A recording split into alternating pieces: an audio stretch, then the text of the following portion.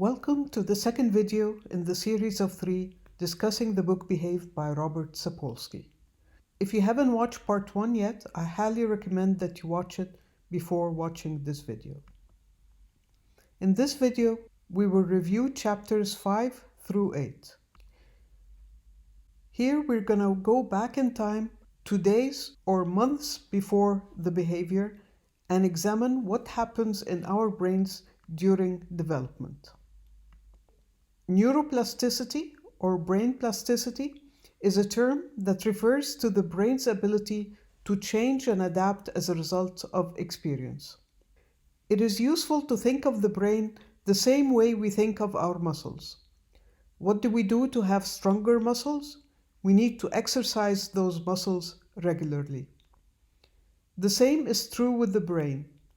To have a more efficient brain or a smarter one, we need to train our brain to work more efficiently.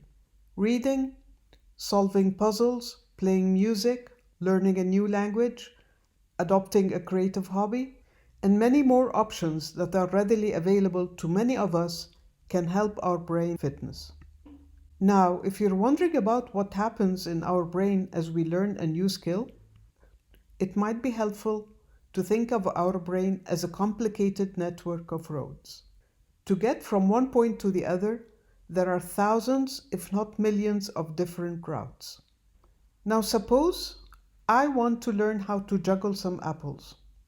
When I first try that, the centers for vision, let's assume it's this blue star area, and the center responsible for moving my arms, again, let's assume that's the area with the yellow star, are trying to communicate together to perform the juggle. But there are too many different routes to try, and initially we don't have a GPS to guide us. The more we practice, our brain starts discovering the routes that help us catch the apples before they fall to the ground. So the next time we practice, the brain takes those successful routes and ignores the others. Example, this red line between the blue and the yellow stars. This learning process is a form of neuroplasticity. Another amazing example is how the brain adapts to certain challenges. When a person is not utilizing a certain area due to an illness or injury, the brain does not leave this area idle, but utilizes it for other functions. So, for a deaf person using sign language, we would assume that the area of the brain activated is the area responsible for moving our arms and hands. But what we found was that somehow the brain knew that this person is not utilizing the area normally designated for hearing or auditory cortex. So it decides not to leave an idle area in the brain and uses it for sign language. Another example is also true for a congenitally blind person. The brain adapts and uses the visual cortex while reading Braille. So to understand this phenomena, allow me to use this metaphor that I came up with. Inside the brain, we have this very efficient real estate agent. When this agent finds any vacant houses or apartments, it immediately rents it out to a new tenant. This is another example of neuroplasticity. One more example of neuroplasticity, but one that took place over thousands of years, is in the area in the brain called the insula. The insula plays a role in a variety of functions related to basic survival needs. But I'll be talking about just one of those functions. The insula is responsible for the emotion of disgust, which typically happens when we eat food that went bad. Over the years, the insula developed to be able to provide humans with the same feeling of disgust if we just saw and not tasted something that became inedible.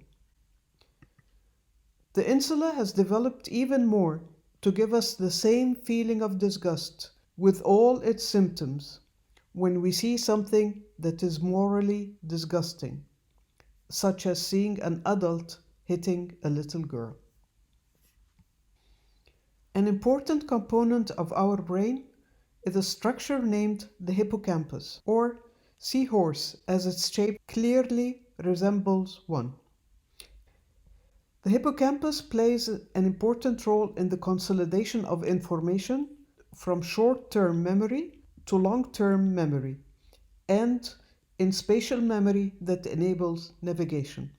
So in the case of people who memorize a huge amount of spatial and navigation information, for example, London taxi drivers who have to memorize 25,000 streets as well as 20,000 business locations and landmarks to get their license. Those drivers develop a larger than average hippocampus, which is a physical type of neuroplasticity. Now we go back further in time to examine what happens to our brain during the age of adolescence. Now there are a couple of important things to remember about the frontal cortex and adolescence. The frontal cortex is mostly shaped by adolescence.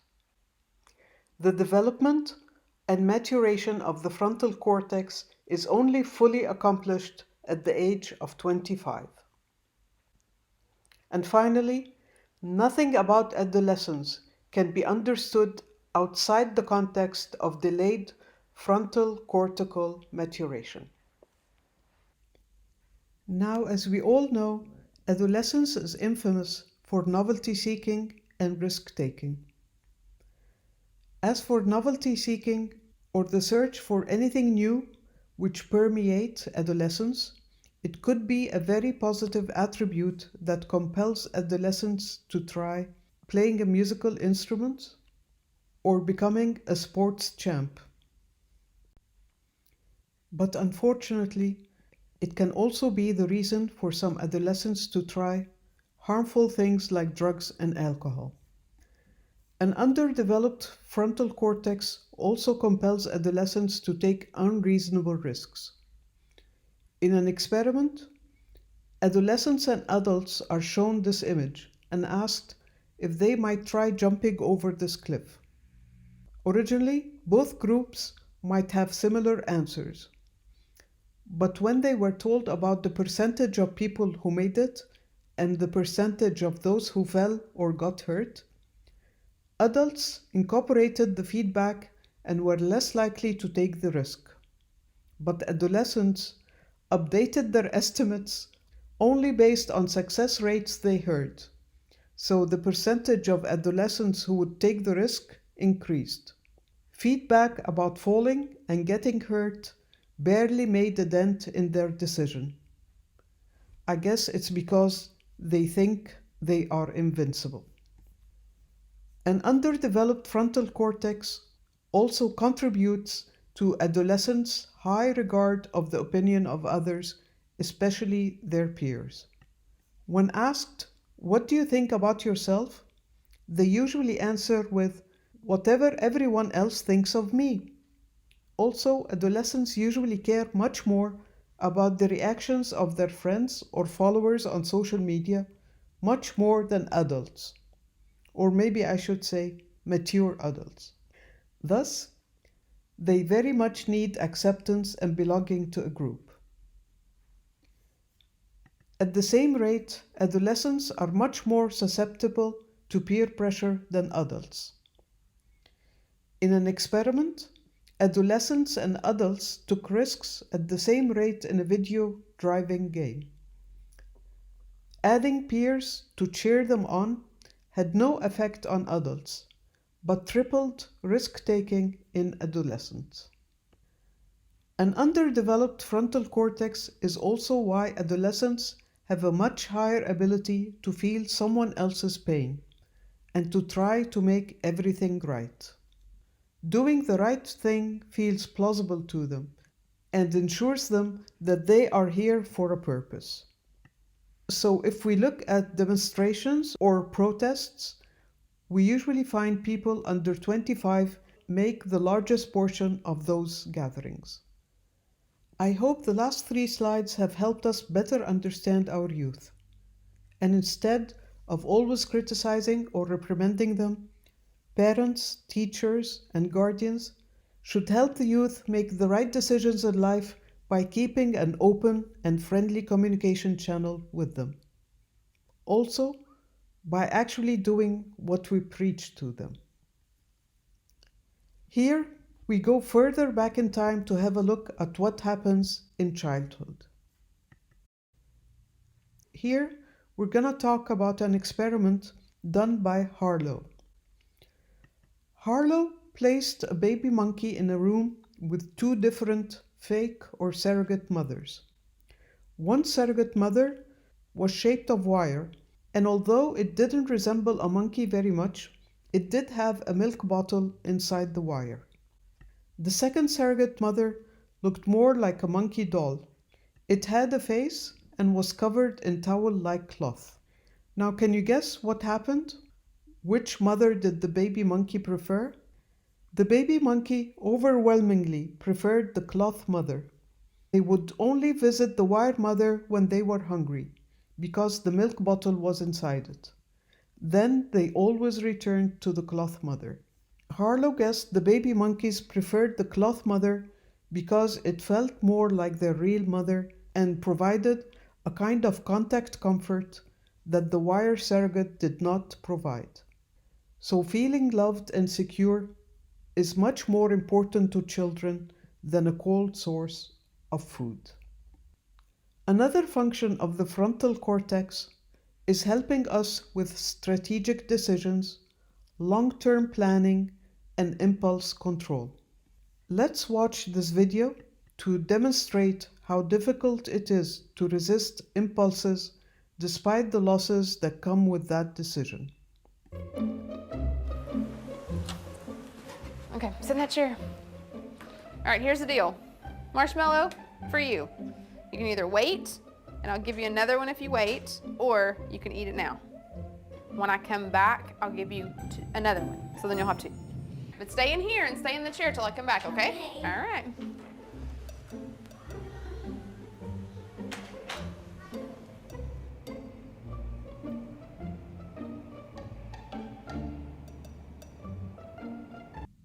Wow, those kids really suffered. But I think I would have suffered in the same way too.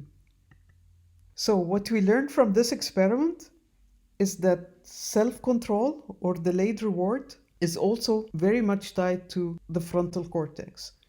And since none of those children have a developed frontal cortex, it's much, much harder for them to control their impulse to eat the marshmallow. Childhood is also the time when our moral values are learned, ethical principles are tested, and religious beliefs are established. If a child wonders whether or not they should take a toy that does not belong to them, they ask themselves different questions. At a young age, they first worry about whether or not they will get punished for their action. And they might also wonder if whether or not they'll get a reward for not doing the wrong thing. But later, they might start wondering if their action is gonna hurt someone else. And next, they're gonna wonder about what the law says in this situation.